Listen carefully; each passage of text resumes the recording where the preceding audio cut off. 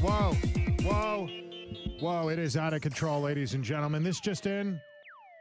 A man in Indiana tried to steal a power tool from a store by stuffing it down his pants. He's charged with one count of impersonating Tommy Lee. Steve Loves Ammo is in the studio. That's such a great joke. Thank you, Steve. It's good to have you here, my man. Man, I love being here. Steve Loves Ammo, a regular contributor to this radio show, local right-wing conservative influencer, who is apparently you are very well hated by the libs of X. Oh, I love it. And other platforms as well, I assume. Absolutely. Other than at Steve Loves Ammo on X, where else are you? I am also on Instagram at Steve Loves Ammo and TikTok at Steve Loves Ammo. And you used to be a male exotic dancer, and you gave that up to do this. I'm still doing it. Oh, you're still? Oh, cool. This is I could put on a show right now. All right. Well, after this, first, okay. First, we got to get to Tony Ortiz from CurrentRevolt.com. He's got all the latest from Uvalde. I know what you're thinking. Is this a rerun? No, there's a new scandal in Uvalde unrelated to that school shooting years ago. And coming up in a little bit, Election Day bomb threats. Yeah, there's a lot of them. I bet I already know who's getting blamed for this, Steve. You want to take a guess? MAGA Trump supporters. Rhymes with sporters. Anyway, hey, before we get to any of that, Tony Ortiz is live on the phone right now. I forgot to get a photo of Tony Ortiz to put on the screen here for our listeners that are watching us on social media. So let me just find any photo of a guy in a sombrero, and that is now Tony Ortiz. Fantastic. There we go. Tony, live via telephone from the Dallas-Fort Worth area. As you can see, Tony is a Hispanic guy. And Tony, you don't even like Mexican food. No, I like Mexican food. It's just not my favorite. I think it's highly overrated. As we've discussed, Mexican food is just different variations of tacos. Right. It's all kind of the same thing, Very true. Right? It's, one guy who was really mad about this, I think, was our the food czar, the guy in charge of the health department. RFK Jr. had this to say. Respectfully, who gives a shit about Mexican food? Sure, it tastes good, but every dish is the exact same thing. Everything is a taco. Right. But they call it different things. It's bullshit. If I served a burger to you upside down, it's still a burger. Okay? It doesn't become a salad. No. I feel like I'm taking crazy pills. Someone else has had to have picked up on this as well, right? Yeah. Tony Ortiz, is that true? You're a Mexican guy. That's real news. Yeah, that's very accurate. That's totally not an AI generated audio. It's not AI generated RFK Jr. He really said that. Tony, let's talk. I want to talk about Dart, which is a little more lighthearted. But first, let's start off with this. There's a different Tony who's also Hispanic. His name's Tony Gonzalez. Steve Loves Ammo. Are you a fan of the guy? He was the primary sponsor of John Cornyn's red flag law bill that they passed with Joe Biden together.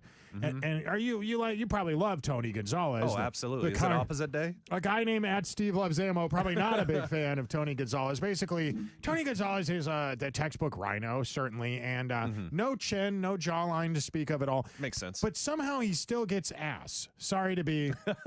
No, I mean, he has many children, but besides that, he's kind of well known for cheating on his wife. Purportedly well known. And supposedly cheated with one of his own staff members who committed suicide by self-immolation. Do you understand what that means, Steve? No, I'm from Louisiana. Please break it down for I me. didn't know what it was either. She lit herself on fire. Wow. And so some speculated, since it was so close to the border, maybe cartels were involved or whatever. Or maybe a pro-Palestine supporter? Or who knows, right, exactly. It's a wild... So Tony Ortiz, no relation to Tony Gonzalez, has the latest. What is going on in Uvalde, Tony? Tell us everything. Well, a lot of journalists, including myself, are asking for the records surrounding her suicide. A lot of people have questions, and the public is interested in the death of the staffer in relation to and how it's related to Congressman Gonzalez. And Uvalde has hired a lawyer. The city of Uvalde has hired a lawyer to attempt to squash being forced to release those documents. They've appealed to a Texas Attorney General, Ken Paxton, asking him to basically, not force them to release those documents. And they're citing that it has embarrassing and sensitive details in her death that the family just does not want released. So it's very interesting. All right. Some people are giggling here in the room, and it's not over the death of this woman. There's a photo of a white guy wearing a sombrero on the screen, and underneath it, it says, "This is Tony Ortiz," sort of. Tony, people are going to think we're being racist to you, but that is sort of what you look like, right? Yeah, that's kind of accurate, except I'm a little darker, I'm a little less hairier, and a little more muscular and taller. Okay, I'm glad we clarified that. So, Tony Ortiz, break this down for me here. What do people in the community of Uvalde think about this? Because this is really awful, and I got to think it's going to affect his upcoming primary race with Brandon Herrera. Yeah, absolutely. And this is likely why, and I'm speculating, of course, it's probably why Uvalde doesn't want to release it, to be honest. I mean, I'm sure it does have sensitive and embarrassing info, but, the Uvalde police, I think it was the chief or the captain, had put out an endorsement during the investigation of the death of the staffer. The Uvalde chief of police put out an endorsement for Tony Gonzalez. And so it's very clear where their allegiances lie, right? Yes. And so, they don't want to release these documents. It would probably, as many speculate, be brutal and hurt and negative for the Tony Gonzalez campaign. But the public is interested, and I think they have the right to know what happened. Look, and the details surrounding it. We support the law enforcement, of course we do. But I have noticed that for guys that are kind of like Tony Gonzalez, or a guy who's kind of like Dan Crenshaw, for example, somehow they always get the endorsement of the local police organizations in their community. But and I find it kind of strange. Why would the police chief potentially give an endorsement of a candidate where he could maybe a prime suspect? It's a really good question. Okay, so border communities are obviously adjacent, both literally adjacent and figuratively adjacent to Mexico. Along the borderline of Texas, you will find a lot of cartel influenced mayors. Would you agree with that, Tony Ortiz? That the government? Absolutely. I'm not suggesting that this police force has been compromised by cartels, but it's happened before, and I don't know. People have made those claims about Tony Gonzalez. Well, yeah, but not to stereotype, but to go ahead and stereotype. You know how it is about Hispanics and Latinos and how they run their governments, so. No, Tony Ortiz, how is it? Tell us. Yes, please. We've all seen the movies. We all know how it goes and whatnot. And my policy about voting. I don't vote for people whose names I can't pronounce, and I generally don't vote for Latinos. What about my flat policy? And would Italians fall into that too? Like anyone with a vowel at the end of their name? As long as I can pronounce it and it rhymes with something like some sort of Italian dish, I think they're probably in the clear. Fair point there. Absolutely. So you're voting for Penne and Mr. Rigatoni. Mr. Aghetti. Yeah, exactly. All right, let's go from this pretty macabre news story. I don't mean to make light of it. Look, if the news media and the establishment won't take it seriously, I feel like we're taking it more seriously than anybody is. But you're in Dallas-Fort Worth. Tony Ortiz runs CurrentRevolt.com. And for those that don't know, DART stands for Dallas Area Rapid Transit. It's the train and the bus line that goes around the Dallas-Fort Worth area. And I would not be caught dead on public transit in Houston because of the smell, and I don't want to get stabbed and so many other reasons. But you, Tony Ortiz, apparently up where you live, they have claimed recently that Dallas Area Rapid Transit is very popular. And so you've done some field research, haven't you? Yeah, so there's currently a movement within several cities in Dallas and they're in the DFW area, and they're considering leaving DART and stopping all funding for DART. And they're citing that people aren't using this thing and they're not getting their money's worth. For example, just one city up here is giving DART $109 million a year for its buses and its trains. That's just one city. So it's being considered. They're being considered to be removed.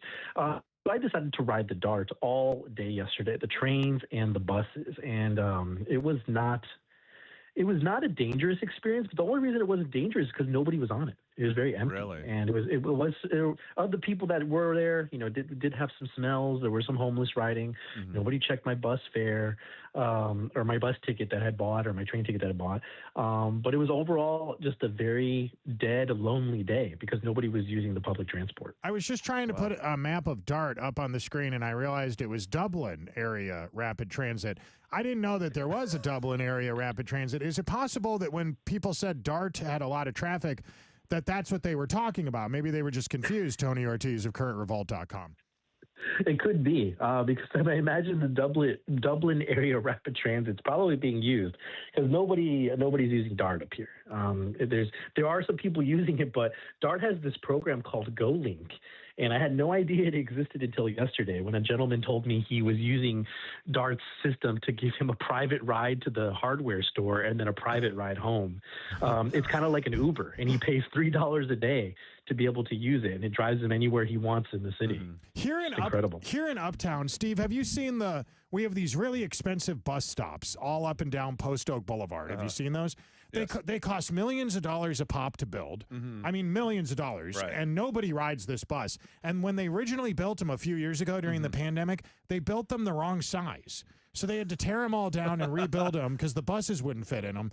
Some people they were trying to make a bus look like a train. Do you get that impression? Yeah. But nobody's riding on it. So these things cost millions of dollars. They take up all this room. Recently, there was a rainstorm. Do you remember? And branches fell in the lane. Yeah. So they couldn't use it. There were too many branches in the lane. Wow. And I just mean run-of-the-mill branches. I don't mean like a tree fell. Exactly, yeah. And so ultimately, they were just using the regular lanes. What's the point of any of this?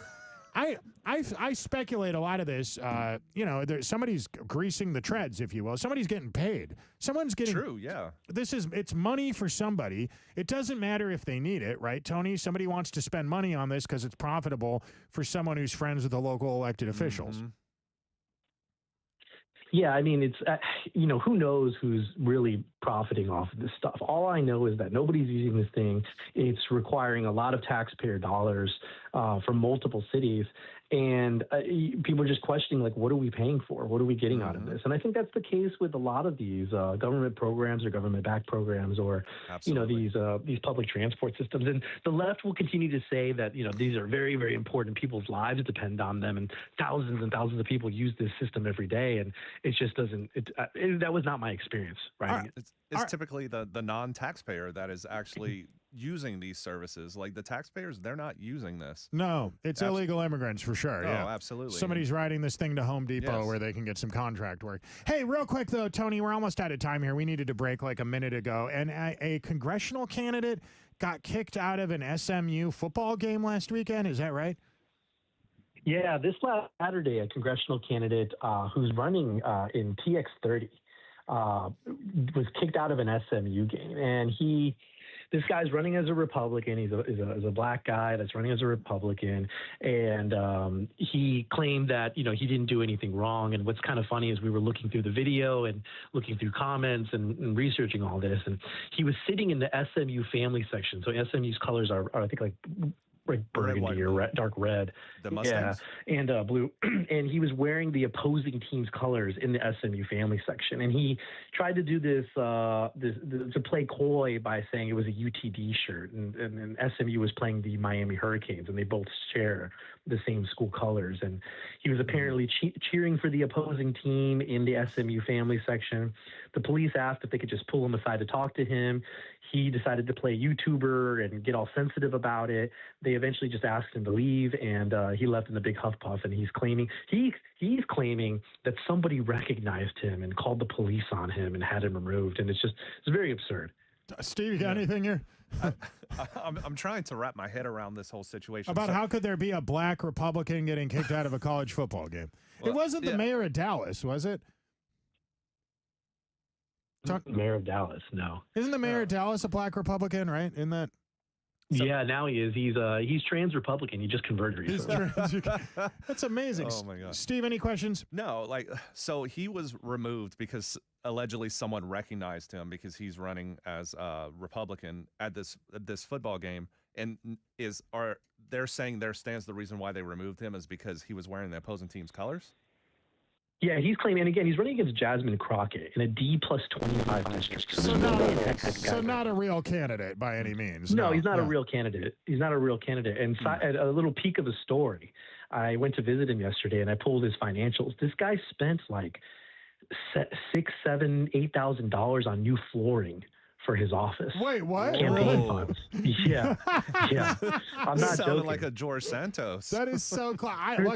Going on, and there's some weird spending going on. And he spent $13,000 on renovating a two-room office in the middle of like nowhere Dallas for his congressional or his campaign office. Spent over $13,000 on this thing. So something's going on with this campaign. It's a little odd. All right, we got to run. Don't hate the player, hate the game. Tony Ortiz, go to currentrevolt.com for all the latest in political news. We'll be right back. This is Kenny Webster's Pursuit of Happiness. Dig it? Hey, we got more coming up in just a little bit, but while I switch the files around, Steve, at Steve Loves Ammo on X, why don't you tell us what you're doing? Give us you can take this opportunity. This is you. You've got the ball. Run it in. On the spot. Tell us about the rhino removal project and everything you're working on right now. Absolutely will. My name's Steve. Steve Loves Ammo. The president of the Rhino Removal Project. This Saturday, actually, I will be traveling to Nashville, Tennessee to host our first very Rhino Removal Project event. Tennessee 7 up in there, Jody Barrett running against Matt Van Epps. So it's going to be really exciting. I've never been to Nashville before, so this is my first time going. I heard it's a really great city. I'm pretty excited, man. Yeah, I love that. That is very cool. You never been to Nashville before? Never in my life. Nashville does this thing. I do not understand this. I don't understand why Nashville's like this. They have a lot of bachelorette parties and stuff that go there. Nashville is a cool town. There's a music scene, a thriving club scene. It's a beautiful place in East Tennessee, a very nice city. But they cannot, but it's not good enough. They want to be Las Vegas. Okay. So everywhere you go in Nashville, you'll see these signs that say, "Welcome to Nash Vegas." Nashville, it's like Las Vegas, but without the casinos or the desert, or it's nothing like prostitution. It's nothing like Las Vegas. Okay. I hate Las Vegas. I think Las Vegas, we're off the air right now, fucking sucks. I can't stand Las Vegas. There's nothing in it. It's Las Vegas is the worst people from LA spending a weekend in the desert doing cocaine while they listen to house music DJs and play roulette. It's terrible. And somehow when you go to Nashville, they're like, we want to be more like them. Just be Nashville. Yeah. I mean, so what would that entail, though? Because they're in, like, Appalachian country. So would it be just, like, instead of cocaine, it would just be, like, moonshine stills all over the place? I believe the word you're looking for is meth. Steve loves it. Okay, well, yeah. All right, I think we still have Tony Ortiz on hold. We're going to go back on the air right now, and Steve is going to lead us in a conversation about bombings, apparently, or attempted bombings. So hang on one second, everybody. We're going back on the air. Stand by. No more swearing when you hear the music. Can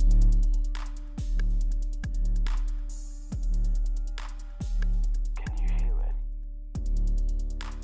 All right, kids. Speaking of kids, kids in Maryland found needles in their trick-or-treat bags. It actually gets worse than that, Steve. They also found raisins. Did they? I know. Who's giving away? That's like getting pencils. What is this country coming to? You know what I like to do is take a bunch of soy sauce packs because I don't want them. That came with my Chinese food and give those to the kids. I'm like, here you go. They don't like that. I don't get any trick-or-treaters in the city. I don't know what it is. And I live in a nice enough neighborhood. I think it's because I live in a high-rise. Probably. And you're out in the country. Do you get trick-or-treaters? No. No? Tony Ortiz is on the line right now still. Tony is from Tony, are you in the suburbs or what? I'm in the burbs of Dallas. That's correct. The northern burbs. The suburbs strikes me as a place where you get, trick-or-treaters. Do you get them there? I don't know. I live in a condo, so we didn't get anybody. Yeah. But I'm hearing that the amount of trick-or-treaters is going down every year. So probably because of all the pedophiles, I would imagine. maybe. Just a guess. You ring a doorbell, you get something that's not candy. All right. So today is election day, as you guys know, and here in Texas, there's a lot of props going on. If you don't understand what you're looking at on the ballot, can I just tell you just two important props? Think whatever you think of dementia research or whatever, that's fine. I don't have a horse in that race, but prop 3 is about about bail reform, bond reform. That's important. What if we kept violent criminals in jail instead of letting them go moments after they're arrested? So that seems like a good one to me. Absolutely does. And it's kind of like what happened in Charlotte. We were talking about subways or public transport. This guy was a criminal. A criminal for his entire life, and if he would have been locked up, if bail reform needs to happen across the country, never should have been out in the first place. And we have things like that in Houston, Texas. We have stories in Houston, Texas about some guy beat up his pregnant girlfriend, and they arrested him and let him out, and then he went and stabbed her to death because she called the cops on him. Like that's actually happened here. The other prop I'm interested in is Prop 16, and some people think it's unnecessary, but it's an amendment that says, what if we just say illegal aliens and non-citizens can never vote? Because, you know, in places like New York City and some of these West Coast cities, they're letting non-citizens vote in local elections. Exactly, and that's atrocious. Even on the West Coast, the universal mail-in voting, that's forever.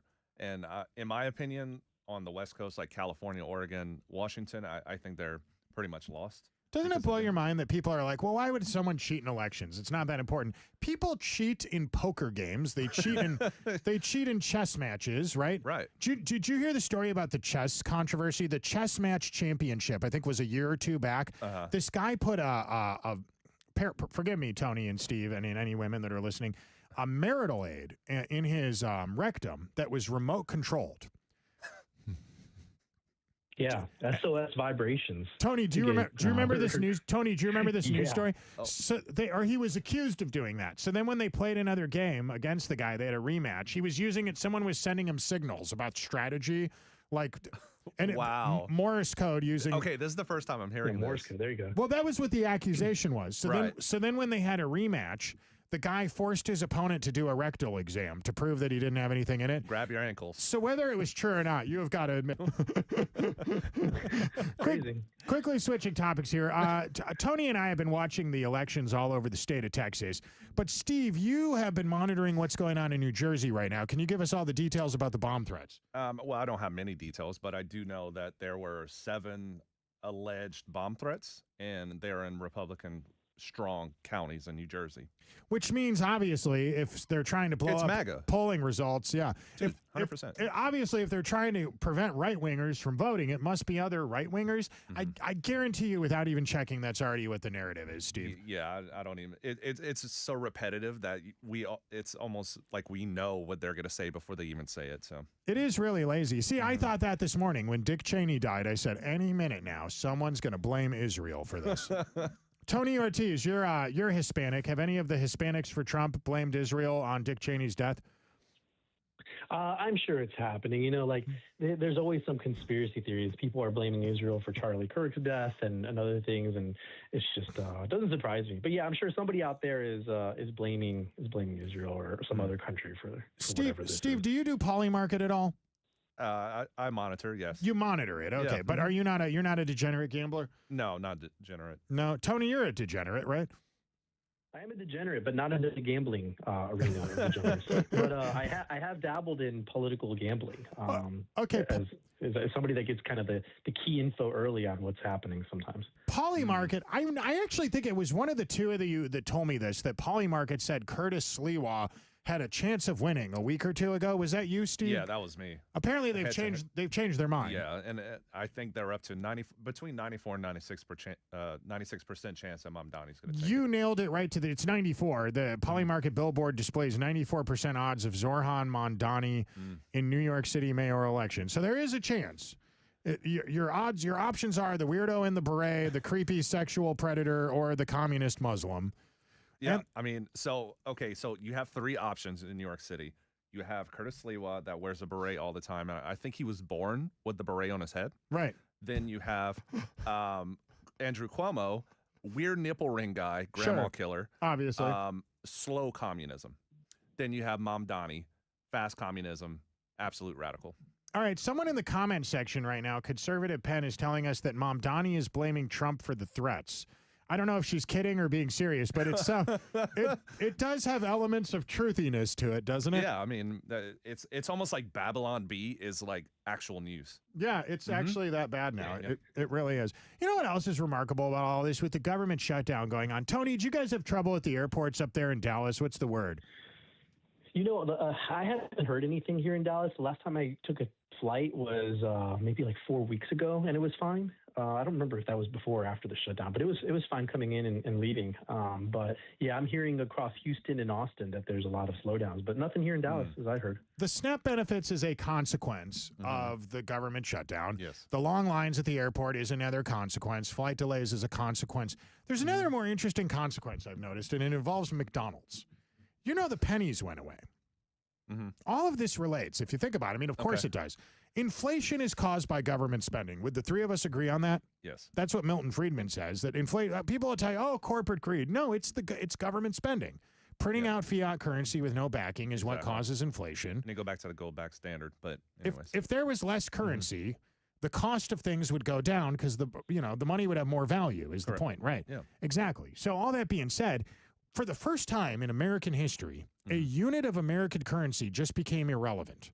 We're not making pennies anymore. It costs more. And so to deal with this, McDonald's has decided to round up. Now, that doesn't seem like a big deal. In fact, they'll make more money because of this seemingly mundane thing. But do you ever think about how crazy that is? Like, a unit of American currency has gone away. Tony, that must have upset you and your friends when the peso went away, right? Yeah, and you have to. Do you remember this pizza place in Texas that was accepting pesos? No. You can use pesos to buy pizza. What was that? Was that what was that? I'm looking it up right now. It was gosh, I forget. Pizza Patron. Of course it was Pizza Patron. Pizza Patron. Of course. Oh, my God. You're so stereotypical. It's the pizza place named after a Mexican alcoholic beverage.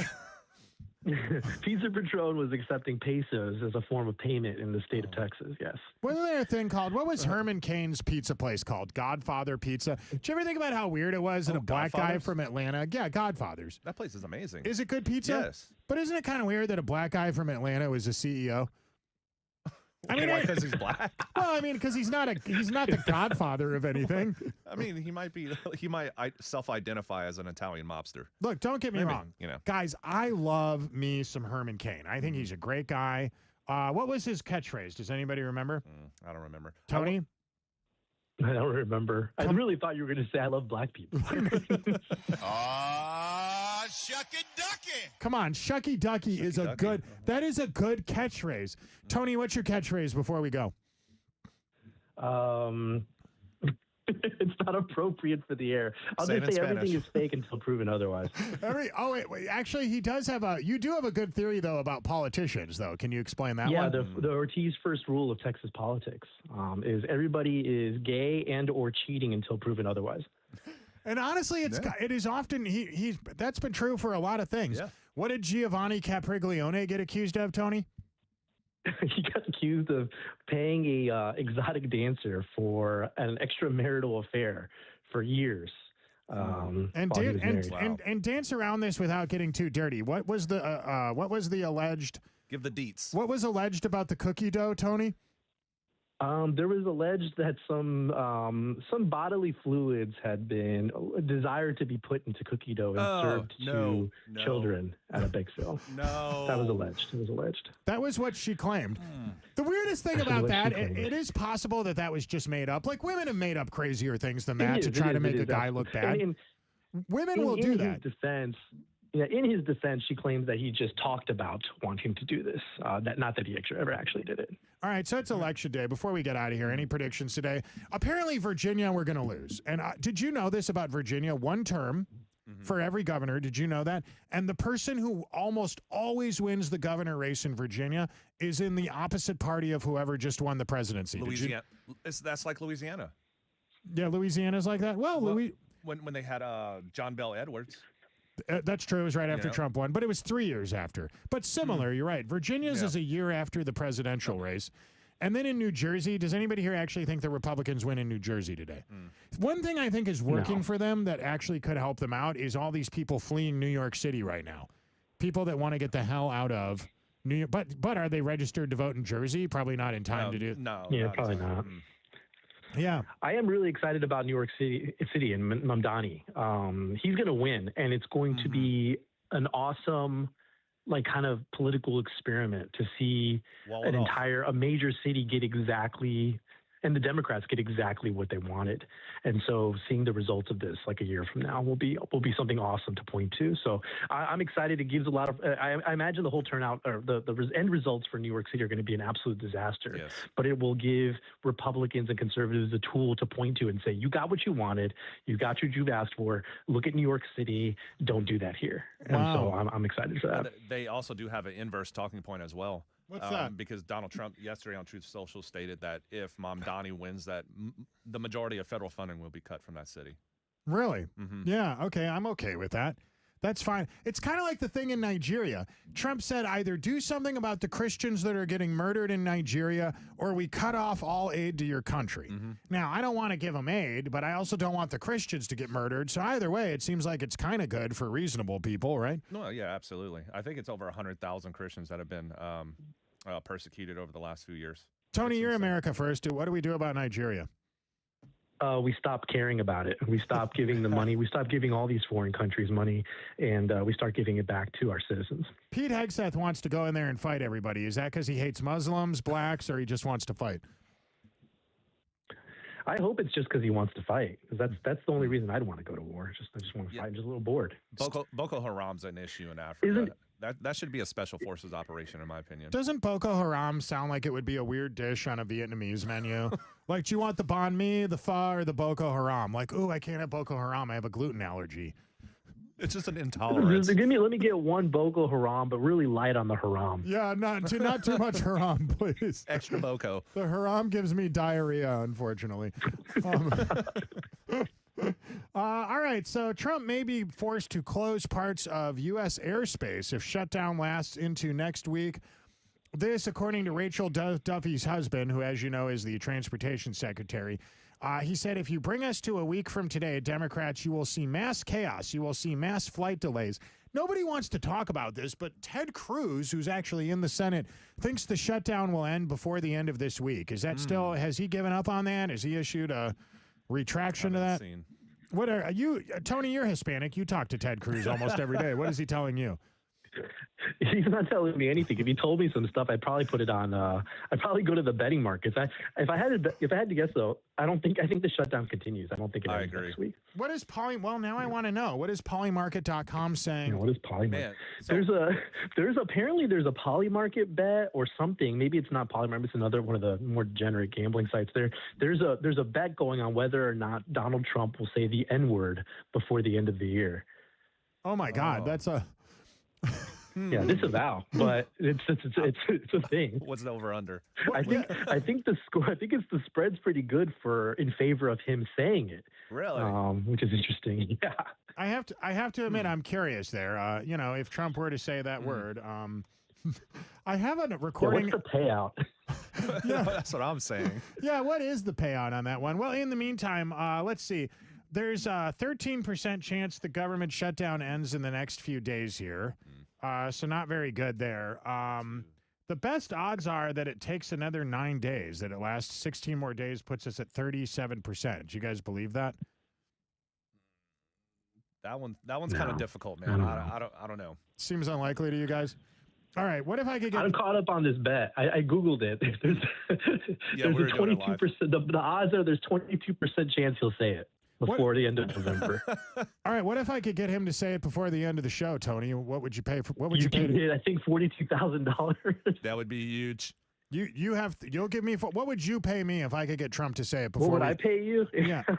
I disavow the usage of this word, so I wouldn't pay you anything. Okay, but I would laugh. All right. Well, then just for the purpose of getting Tony to laugh. Ladies and gentlemen, I want to thank Tony Ortiz, currentrevolt.com, at Steve Loves Ammo for being here. Fantastic. Both regular contributors to the show. Grateful to have them on what is probably the most offensive afternoon talk radio show in Houston, Texas. And now, ladies and gentlemen, the president says the N-word.